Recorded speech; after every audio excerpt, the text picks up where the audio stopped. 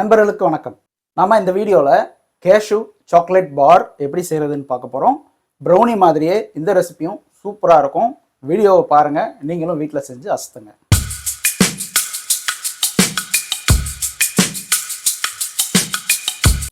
முதல்ல 120 gram cashew நட்டை எடுத்து ரோஸ்ட் பண்ணுங்கள். வேணும்னா கேஷ்யூ நட்டோட குவான்டிட்டி நீங்கள் கொஞ்சம் இன்க்ரீஸ் பண்ணால் பண்ணிக்கலாம். இதை நீங்கள் அவனில் வச்சுட்டு ரோஸ்ட் பண்ணால் கூட பண்ணிக்கலாம். இந்த ரெசிபிக்கு ஆல்மண்ட்ஸ் யூஸ் பண்ணணுன்னாலும் பண்ணலாம். கேஷ்யூ நட் ரோஸ்ட் ஆனதுக்கப்புறம் இதை கூல் பண்ணிக்கோங்க. அடுத்ததாக இந்த மாதிரி டபுள் பாய்லர் செட்டப் பண்ணிவிட்டு அதில் 40 கிராம் பட்டர் எடுத்துக்கோங்க. இது கூட 80 கிராம் அளவுக்கு சாக்லேட் சேர்த்துருங்க. டார்க் சாக்லேட் ரெண்டையும் ஒன்றா சேர்த்து மெல்ட் பண்ணுங்கள். சாக்லேட் பட்டர் கூட சேர்ந்து மெல்ட் ஆகிட்டு இருக்கிறப்போ நீங்கள் ஒரு பவுலில் இந்த மாதிரி 2 முட்டை எடுத்துக்கோங்க. இந்த முட்டை கூட ஒரு 10 மில்லி அளவுக்கு வெனிலா எசன்ஸ் சேர்த்துக்கோங்க. சும்மா ஒரு பிஞ்ச் அளவுக்கு உப்பு சேர்த்துருங்க.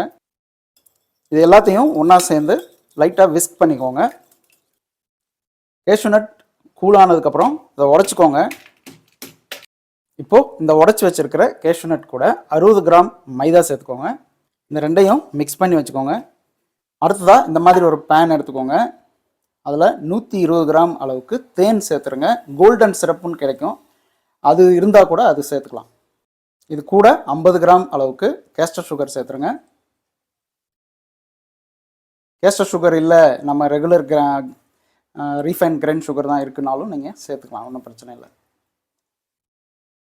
இந்த ரெண்டையும் சேர்த்துட்டு ஹீட் பண்ணுங்கள். அந்த சுகர் மெல்ட் ஆகிட்டு இது பாயில் ஆக ஸ்டார்ட் பண்ணுற வரைக்கும். சுகர் நல்லா அந்த ஹனியில் மெல்ட் ஆனதுக்கப்புறம் நம்ம சாக்லேட் அண்ட் பட்டர் இருக்கு இல்லையா, அதை இதில் சேர்த்துருங்க. நீங்கள் அந்த சாக்லேட்டையும் பட்டரையும் தனியாக மெல்ட் பண்ணாமல் இது மெல்ட் பண்ணதுக்கப்புறம் இது கூடவே சேர்க்கணுன்னா கூட நீங்கள் சேர்த்துக்கலாம். இப்போ இந்த மிக்ஸை முட்டை கூட சேர்த்துருங்க. நீங்கள் சேர்க்குறப்போ இந்த மிக்ஸ் வந்து வார்மாக இருக்கணும். கோல்ட் ஆயிடுச்சு அப்படின்னா ரொம்ப கட்டியாயிரும்.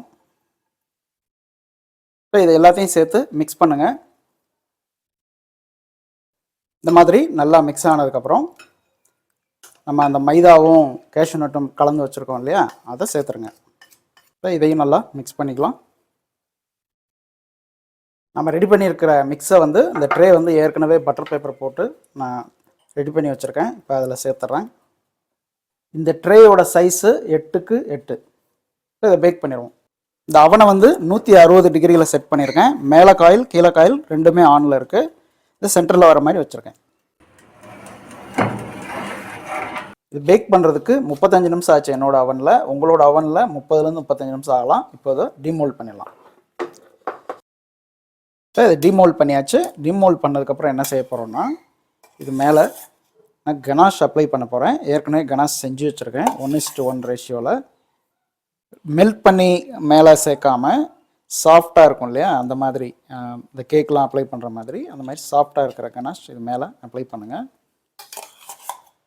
மேலே இந்த மாதிரி கனாஷ் அப்ளை பண்ணதுக்கப்புறம் இந்த மாதிரி கோம்பு எடுத்துக்கோங்க. இது கோம்புன்னு சொல்லுவோம். இது இருக்கு இல்லையா, இந்த பெரிய சைஸ் இருக்கிற சைடு எடுத்துகிட்டு இந்த மாதிரி மேலே வச்சுட்டு இந்த மாதிரி டிசைன் கொடுங்க. ஒரு தடவையில் அந்த லெவல் வரலன்னா இன்னொரு தடவை அதை அப்ளை பண்ணிட்டு அட்ஜஸ்ட் பண்ணிட்டு இந்த ஓரத்துலையும் அதே மாதிரி ஃபினிஷ் பண்ணிடுங்க. இப்போ இதை கட் பண்ணிடுவோம். ஃபஸ்ட்டு இந்த சைடு இருக்கு இல்லையா, இதை ட்ரிம் பண்ணி எடுத்துடலாம்.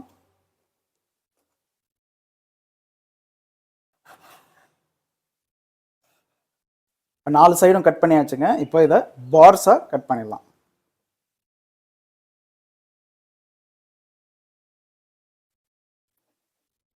இப்போது நம்ம சாக்லேட் நட் பார்ஸ் ரெடி ஆயிடுச்சுங்க. நம்ம இதில் கேஷ்யூ நட் யூஸ் பண்ணியிருக்கோம். உங்களுக்கு வேணும் அப்படின்னா ஆல்மண்ட்ஸ் கூட யூஸ் பண்ணிக்கலாம்.